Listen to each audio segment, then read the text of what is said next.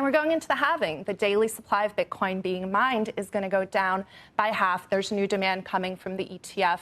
Fingers crossed. We're pricing 90% certainty on ETF approval. So there's a lot of different factors that I think buyers are pricing in here. But the big traders, the macro desks, they haven't started buying yet. So again, I say, baby, we are so back. The board. Again, it's the heart, the back. That's cold. Clothes on my belt and my shoe. Yeah, good doing that. Yeah, do me a favor. Get out. To catch a varmint, you gotta be a varmint.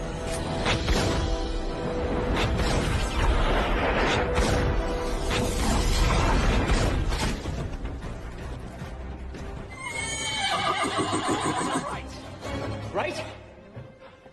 Now? Yes, right. Are you sure? I used to drag here back in high school, a quarter-mile away from here.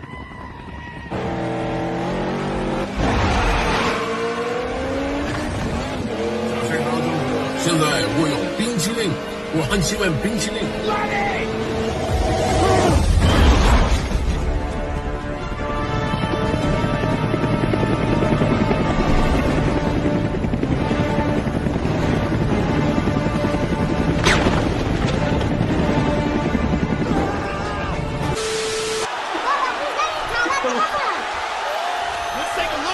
Because it is beautiful. The way you did it was absolutely perfect. Oh no!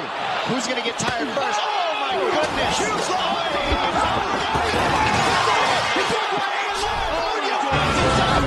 Steal Floyd Mayweather's hat. It's all on the line here. Oh, wait a minute, Jared. Oh my God, watch Orton. Look at Orton.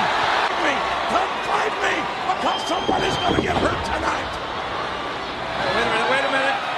My God,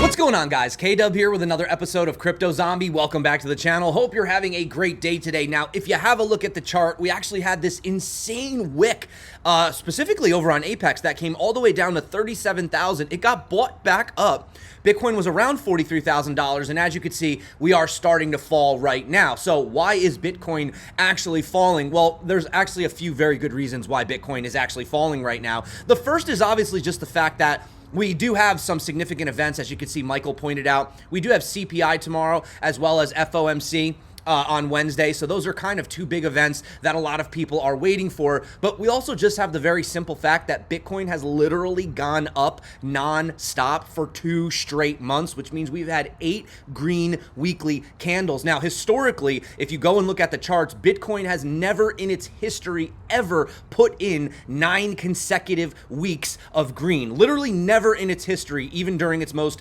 insane blow off top parabolic rallies ever, right? And we did know that at some point there was going to have to be a bit of a cool down period, right? Now, it's also coinciding with a lot of convenient FUD, I guess you could say, specifically coming out of Elizabeth Warren, who now has just introduced a bill which is not really banning crypto, but effectively would basically ban crypto. Now, obviously, that's not something we need to worry about immediately, but it is something that I want to talk about, right? And it does seem a little bit coordinated. Now, remember in my previous video, I said you shouldn't just take the things that these people are saying for face value. For example, what Gary Gensler at the SEC is saying, or what Elizabeth Warren is saying, because I'm going to show you some stuff right now. There has been some insane censorship recently, especially with the mainstream media when it comes to cryptocurrency, and it does seem like recently this negative narrative has been pushed. But I am going to dig beneath the layers, and I'm going to show you a few things that they're not talking about right now. And remember,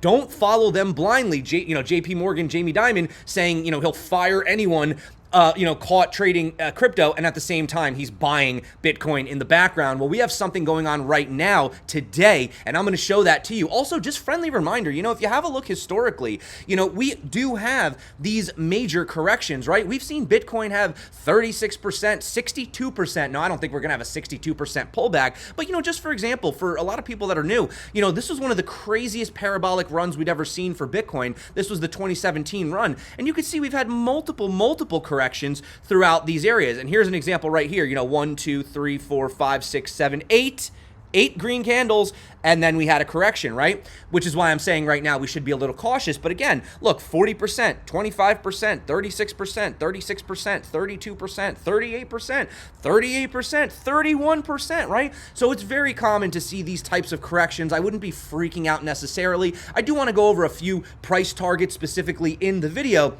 But talking about this massive censorship, I think that once you see this shocking sort of data revealed, once again, you realize, don't listen to these people. It's obviously being coordinated. And the other thing I wanted to discuss is the fact that a lot of people have been attributing this Bitcoin price action to the ETF. And while I do believe that that is a large component as to why we're seeing the price appreciate so much, there's actually a much bigger picture that I think a lot of people are overlooking. So we're going to go over that today. If that sounds good to you, you know what to do. If you're not subscribed, definitely consider it. And of course, guys, I just want to remind you that, the meta signals, NFTs, they are obviously selling, they are selling out. And at the same time, the free access to these signals, they are pretty much going to be done as of tomorrow. So tomorrow's the last day for the free signals. So after that, guys, the only way you're going to be able to get the alerts is to actually, either purchase the NFT now for lifetime access, or you're going to have to wait until they open it publicly next year. So you can either get early access right now, have those signals all throughout, now in January, or unfortunately, you'll just actually have to wait until next year. So again, just friendly reminder that that is happening. So let's start with the negative.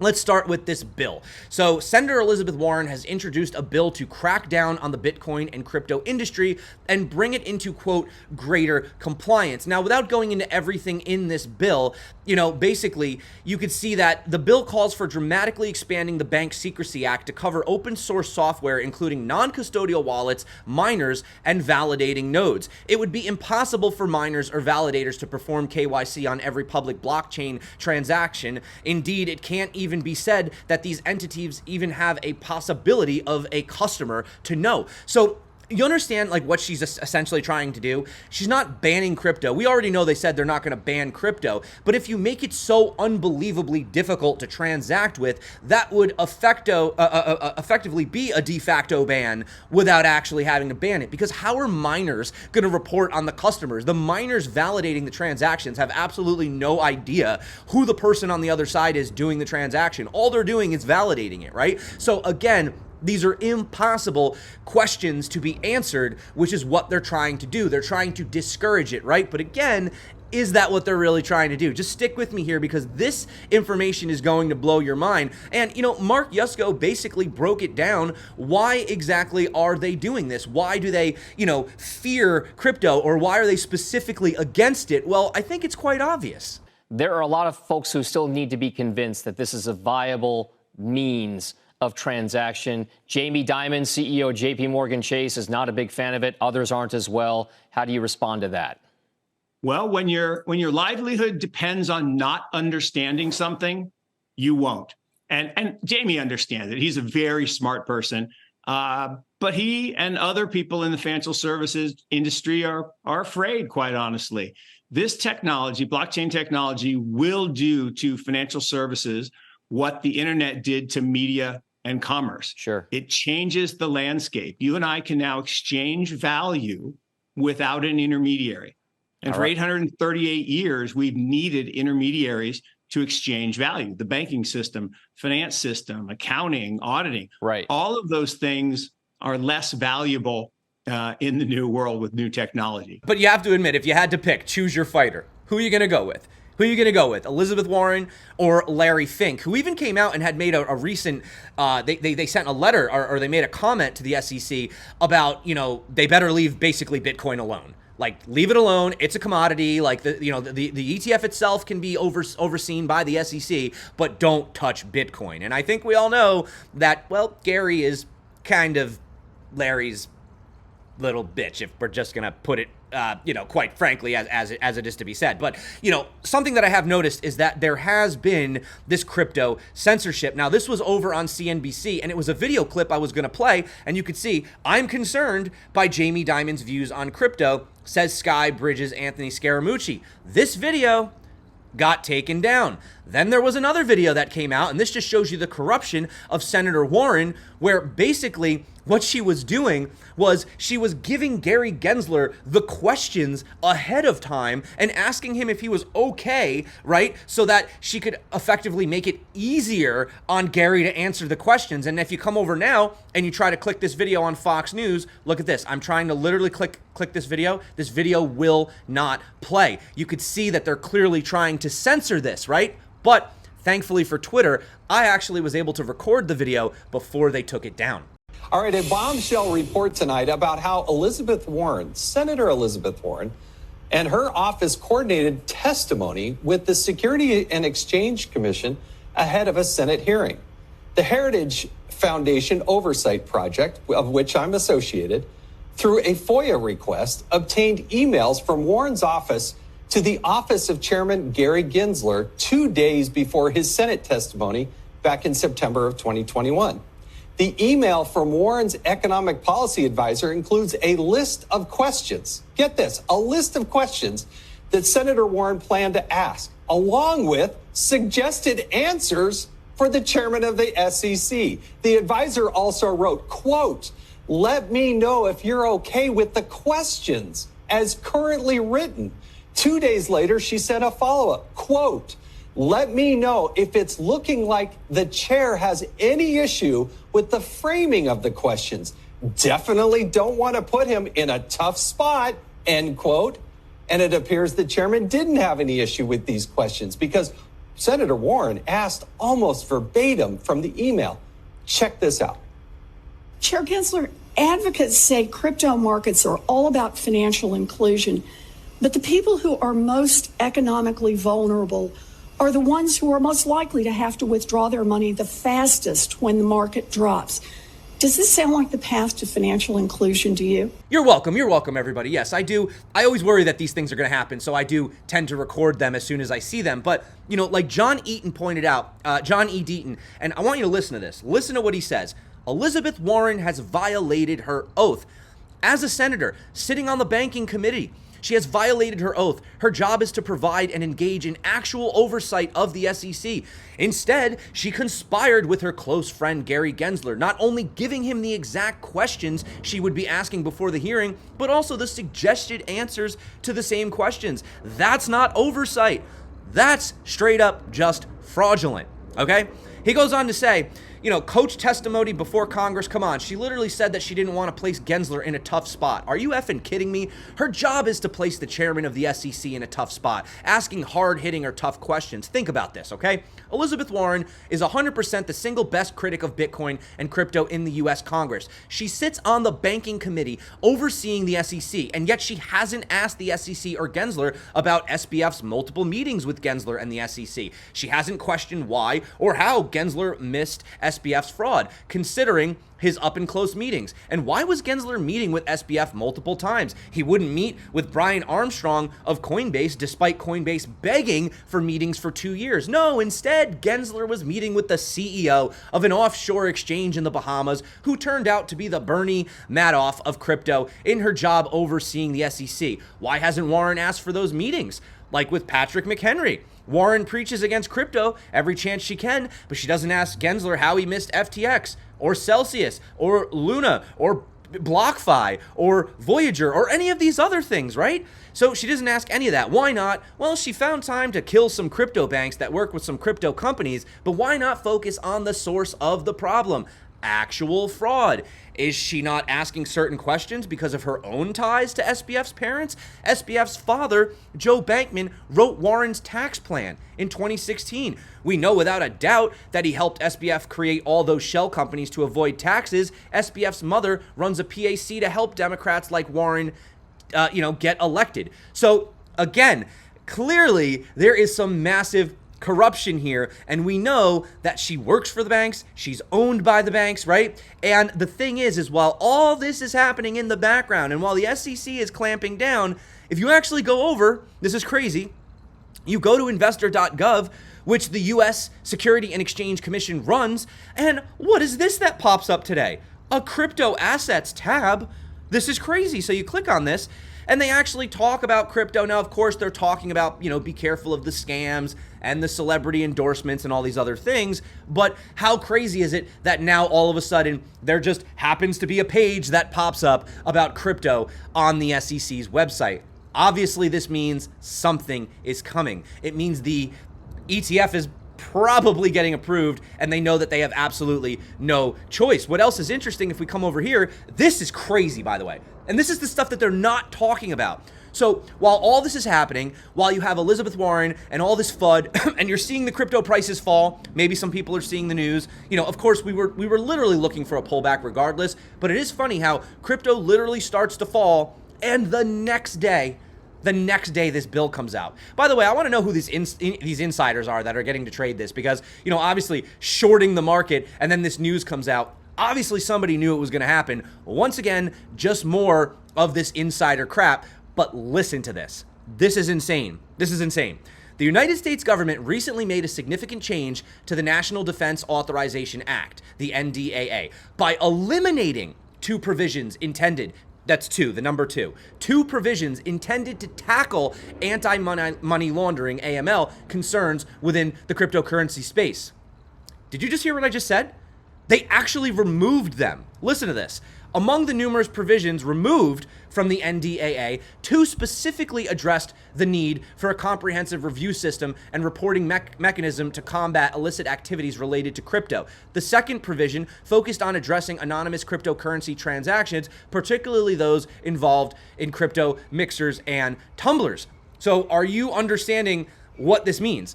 This basically means that while she's trying to make a bill to make it harder and make it, basically impossible to conduct crypto, in the background, you have them removing some of these things that are getting in the way of cryptocurrency, basically being able to succeed in the US. It's kind of crazy when you think about that, but no one's talking about that. You know what else no one's talking about? The fact that Google updated its crypto ad policy, permitting crypto trust ads starting late January, coinciding with expected US approval of spot Bitcoin ETFs. These trusts enable trading shares in pools of digital currencies, potentially encompassing ETFs. So does Google know something? Because now, you remember they had completely gotten rid of the crypto ads, and now they're like, well, if they have something to do with trusts or these, official crypto products, then that's okay. We can show advertisements.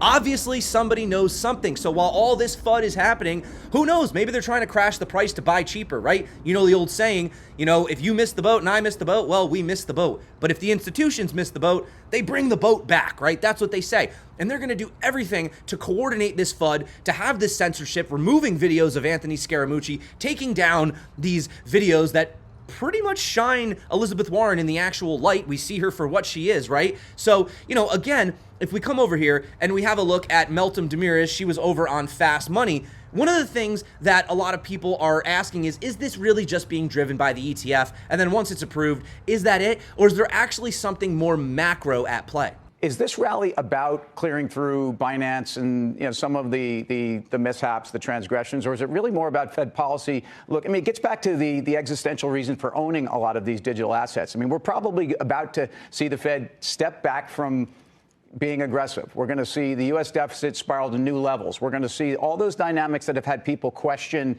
why at some point there isn't a reason to own gold or digital gold or other things.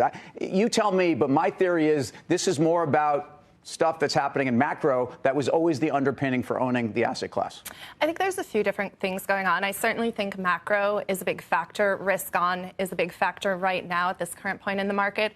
I do think another component with Bitcoin in particular is price drives more price action. It's a very reflexive market. We've seen Q3, if we look at Square's earnings report, or Block as they're called now, I believe, they had $2.5 billion in Bitcoin volume. That's 30 million a day. day of Bitcoin buying just on Cash App. So there's a lot of retail flows. At CoinShares, we track crypto ETP flows. We saw 10 consecutive weeks of inflows. For the year, we're up 1.76 billion. That's a 4% increase in global crypto exchange traded product AUM. And we're going into the halving. The daily supply of Bitcoin being mined is going to go down by half. There's new demand coming from the ETF. Fingers crossed. We're pricing 90% certainty on ETF approval. So there's a lot of different factors that I think buyers are pricing in here. But the big traders, the macro desks, they haven't started buying yet. So again, I say, baby, we are so back. And the big thing I always look for Were they buying, though? In other words, is this something that was starting to happen, or is this a whole group of institutional investors that have yet to get into the asset class? I think there's still a lot of institutional investors waiting. And for me, the big leading indicator is when retail's back, and that's when the dog coins start running. So we are back, baby? I mean, I would say so. Now, again, do I think that Bitcoin's price is a little bit overextended? Yes, as I've been saying, we have never, ever, historically, ever seen 9 straight weeks of green. Now, of course, it's only the beginning of the week. We could have a green candle. That would be the first time that we've ever seen that in history. But, you know, like CJK says, if you sell Bitcoin at 100,000 because of ETF approvals, you don't know what's really happening here. The 401k superhighway of demand, automatic income liquidity injections is building an exit ramp to Bitcoin. 100,000 is simply a psychological resistance, the same as $1 million. There is no fundamental or technical resistance at these levels. It could very well mark the start of Bitcoin journey from commodity value to monetary value. And that is exactly what I believe is happening. And, you know, the question is, when does the normal average people, well, like, when do they start waking up to the reality? I mean, Bitcoin is clearly not a fad. You know, you can literally, I mean, I don't know now, you know, you have the 2010s, the 2000s, but, you know, growing up, there were very definitive decades for me. You know, like the 70s, they really had a vibe, right? You think of like disco and all this other stuff. And then the 80s, right? You think of like the big hair, the bright colors. And then the 90s, you kind of got like that grungy sort of, you know, and then you get a lot of those, you know, save the planet type movements, right? Like each, you know, but, you know, and I'm not saying they're fads. Nowadays, I feel like everybody does everything. But, you know, you had these fads, you know, these things that they came and they went. Bitcoin's been around for 15 plus years now, over 15 years, okay? That is not a fad, okay? A fad does not last a decade and a half. And, you know, it's funny how even, for example, over on CNBC with Andrew Ross Tarkin over here, you're still seeing these debates. I mean, this video is only 6 days old, and yet you still have, well, I'm not too sure about Bitcoin, but I think I'm starting to wake up to Bitcoin. You know, just watch this clip. If you think that the Federal Reserve and other central banks are going to have to print capital or print money in order to finance all of this debt, then you're going to want to be in something other than dollars. And you've got to get Andrew on board. You're still not on board. I have been you must be curious. Are you more skeptical? From the beginning. But at 25,000, you were I was proudly early on my. There was a number you once said that if it hit, that you would think about buying it for your kids. $5,000. 5,000. Right. But at 25, you were really saying this is way too. Now it's 42. You got to eventually throw in the towel. What number where you'll say I believe in it? 100? Well, I just think it's a very, because it's such a abstract concept that it's like a non-existent thing, even though I know it's a thing for some people. I think a lot of people look at it and go, maybe. I know it's a very philosophical but situation. There's aren't there like six, you can describe why gold is worth something. It's not because it's pretty, and it's not because it's used in jewelry. It's because it's immutable, it's cross-cultural, there's only so much around, and these are the characteristics of money since the beginning of time. Everybody has gold in their Right, correct. Go back to the as a store of value. It's like if you understand the distributed ledger nature of Bitcoin, you can see that it can represent barter for something. Here's one of the crazy parts about this is a lot of people who question Bitcoin's efficacy or legitimacy, they're using a worldview that is dominant in traditional finance. Things like intrinsic value, things like efficient market hypothesis, etc. It's a very what we're watching though God is bless him, Charlie Munger view of the world. Absolutely. Yeah, and by the way, you've been right for 50 years having that worldview. I think that Bitcoiners are coming into the market and they're saying, wait a second, there's a different view of the world. Something like intrinsic value. If you and I both look at an asset and I tell you the intrinsic value is X, you say it's Y. obviously there's no intrinsic value. It's just what our opinion is, right? Same thing with efficient market hypothesis. And I think what Bitcoin's really doing is it's showing there's this new view of the world. So far it's been right. And if it continues to be right, there will be trillions of dollars that flow into the asset. So unfortunately, sometimes it is that adoption, it is that price, it is, you know, sort of just people hopping into the cool thing. I mean, it's like that, you know, that meme where it's like, or just in general, like, have you ever gone out somewhere, say you go to like a fair and there's a vendor selling food, you know, and one line has 20 people on it and the other line has only one person on it. And yet you keep seeing people go to the line that has more people on it. Now let's hypothetically say they serve the exact same food. It's that psychology of missing out, right? When nobody's talking about Bitcoin, when Bitcoin is, you know, down at these low levels, nobody wants to be a part of it. But then all of a sudden, when everyone starts talking about it and the price is going up and people start buying, well, suddenly everybody gets interested again. It's human psychology, right? But you have to stay ahead of that. You have to understand that humans are mostly wrong. The herd is mostly wrong. And you can't trust the things that you're seeing on, you know, TV, because again, you have Warren coming out saying one thing, you know, having these sort of coordinated conversations with Gary in the background. And then at the same time, you have the SEC listing a section about crypto. You have Google adding back their ads. You also have some of these AML laws being taken away. Very, very interesting. So read between the lines and understand what's happening. So I know what you guys want to talk about today is why is Bitcoin falling and all this other stuff. Well, honestly, technically speaking, it was kind of due. Let's hop into the charts and let's have a look at what's going on right here. So remember, guys, I said that anything, I mean, we got out of this level. This was my blue zone, and this zone has been here ever since we were way, way, way down here. And I said, you know, the higher we climb to these levels, you have about 32.8, 37.2, and then the highest level, right here, the blue zone, about that 40,000 level. And you could see, you know, we're kind of coming down out of that level. Now, that's why I was saying we were just a little bit overheated. I would like to retest some of these levels, you know, and I think, and a lot of people may think this is crazy, but I think even coming down and retesting somewhere back into the bottom of the blue zone is possible. Of course, I don't think we'll lose this upwards trend right here, but, you know, coming back in here, retesting somewhere around 30 to 31,000, I think that is still possible, even if this is a fake out, even if we do continue. Don't forget, we have a simple CME futures gap right down here. That gap is around 39,600. You can see we attempted to close it, but again, they tend to get closed sooner than later. So when we had formed this gap right over the weekend of the 1st to the 4th, I said, hey, I'd rather fill this gap now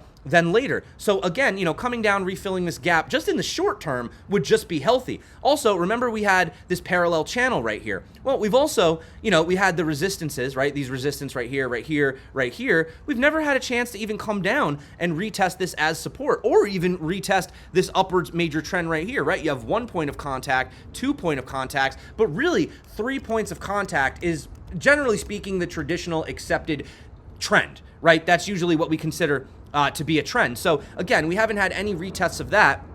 And we also had the volume range profile. And remember I said that once we got above 39,000, the next area of interest is 47,000. But again, it's very unlikely that you just see continuation up to those areas. Now, of course, anything can happen. The ETF can get approved tomorrow. But, you know, coming down somewhere into this region, and again, where you could see the major area right here is right around $30,100, right? So, you know, will we get down to that level? No. But again, following some of these simple trends, you know, having that healthy correction, as I shown you, these 30% are, you know, corrections are possible. Another thing that I'm looking at are these simple moving averages. And you have right here the 21 exponential on the daily, which is sitting at around 37. And having a look at Market Cipher, if you come to the bottom right here, we have seen 2 of these waves, and this wave actually got bigger. So kind of what you're looking for is a separation of the waves coming down like this, and then a lower wave. And at that point, I would be looking for more of that move to the downside, right? But again, right now, it's kind of just what I can see to be somewhat of a healthy correction. You know, right here, we still haven't even touched this trend, right? So even if Bitcoin was to fall straight down to about 37 today, we would still be putting in that uptrend that we're looking for. And we still have not ended this parabolic advance. Now, again, I was looking at the 0.5. We tried to go above it. So again, that's kind of what's telling me that even if we do have a correction at this point, the 0.618 still sits at 48,000. I still think 48,000 is possible for Bitcoin, but you know, basically in a nutshell, what I'm trying to say is we're either going to have that correction now, okay, or we're going to have a little bit of a sideways fake out. Remember, we've never really had 8 straight weeks of green. and then we may have a test up to the 0.618, where then I believe we would have that correction, you know? And, you know, even just having a look at these wedge patterns, you know, you've looked in the past right here, and you could see that while forming these wedge patterns, you know, we often do tend to revisit down to the bottom, right? Right here, we revisit down to the bottom, right? So you could say that, well, technically we've already done that. Okay, but you know, if Bitcoin was to, and keep in mind, we're not going to fall straight down, right? That's not how markets work. I mean, unless some crazy, like they ban crypto tomorrow, I don't know. But for the most part, you know, you're looking at something, you know, maybe like this. Maybe we do have a little bit of downside for the next couple months leading into the ETF. You know, who knows? But again, all of this is still very constructive for Bitcoin as we continue to have all of these majors flash, right? We did stay above the 70 RSI for 3 weeks. We did have the weekly MACD crossing above, and we have had green showing on the guppy, while also coinciding with some of the lowest levels of Bitcoin on exchanges. And that's something else to consider. A lot of people don't realize this, but when you don't have a lot of crypto on exchanges, not only is it, you know, it makes the price go up faster, but it also makes the price go down faster, right? Because liquidity works in both directions. So if you don't have a lot of Bitcoin and the Bitcoin demand is high, then of course the price is going to go up faster. Also, if you don't have a lot of Bitcoin on exchanges and people want to sell, well, then they're going to be able to push the price down faster as well. But ultimately speaking, guys, we have been going up for 8 straight weeks. There is no reason to panic, and there is no reason to freak out. I mean, you know, obviously, if you want to sell a little bit now, fine, because it you know, depending on whether or not the ETF gets approved, it could be, you know, as we went up for two months. Maybe we bounce around and slowly bleed down for 2 months, right? But I still believe that the overall trajectory is up. I don't think you're getting these lows. I don't think you're getting this 20K Bitcoin that people are calling for. I don't believe that that's the end of the cycle. I think that you may just be seeing a bit of a cool off period, right? But again, if we do get that ETF approval in January, you may see, you know, a bit of a surge into it. And then, as I've been saying, the ETF is not going to launch immediately. You're going to have, you know, maybe let's say 2 months, right, between when the news comes out and when the actual ETF launches. And once that happens, you know, people are going to be looking around like, well, what now? Well, what do? We just got to wait for 2 months. It might get a little bit boring, but then once that money starts flowing in, that's when the FOMO is going to kick in. So we are there. We're getting there. Like you know, I don't really know what part of the bull run to say we're in, but we're in a bull run. This is a bull run. This is a bull market. I don't care what anybody says, okay? But bull markets, especially with Bitcoin, have been known to have, as I showed you in the beginning of the video, these 30% drawdowns, right? And, you know, 30% drawdown from where we were. I don't know if you want to just kind of do it real quick. I'll just do this on this chart. So from the top, you know, if we were to have a 30% drawdown, that brings us to about 31,000. So that's kind of our target, 30 to 31,000 anyway, which is completely normal, and that's exactly what these type of markets do, right? But as long as you continue to put in higher highs and higher lows, there's absolutely no reason to be bearish. So that's it for me, guys. Thank you so much for coming back to the channel. Again, I do want to just friendly remind you that the Meta Signals is closing their free alerts, okay? These alerts, which have been free for over a month, are finally closing, so you've had plenty of opportunity to, you know, check it out, see what it's all about. We've had a lot of success. Of course, you know, not all, I'm going to be honest, not all of them were winners. I would say the majority of them were winners. There were a handful that did not play out. But again, this is probabilistic, right? Nothing is certain, but still it does have a proven edge. You cannot deny that. So if you are interested, check that out. Like I said, the NFTs are selling right now, and you will not be able to get access until next year, and they are going away with these signals literally tomorrow. So, you know, the price is only going to increase the longer that you wait. Totally up to you guys. Again, you know, do what you want, not financial advice. You know, you don't need this. I don't recommend anyone has to buy this. Totally up to you. But if you are serious about trading and you do want to prove an edge, then I definitely would say check out Meta Signals. So again, that's it for me. You guys rock. Until next time, stay crypto. If you do want to learn how to trade, check out the tutorial for Apex decentralized exchange popping up right here, right now. And I will have a few more tutorials. I got a couple other exchanges that are really, really friendly to use, and I will be posting those within the next week. So until next time, stay crypto, and of course, peace out.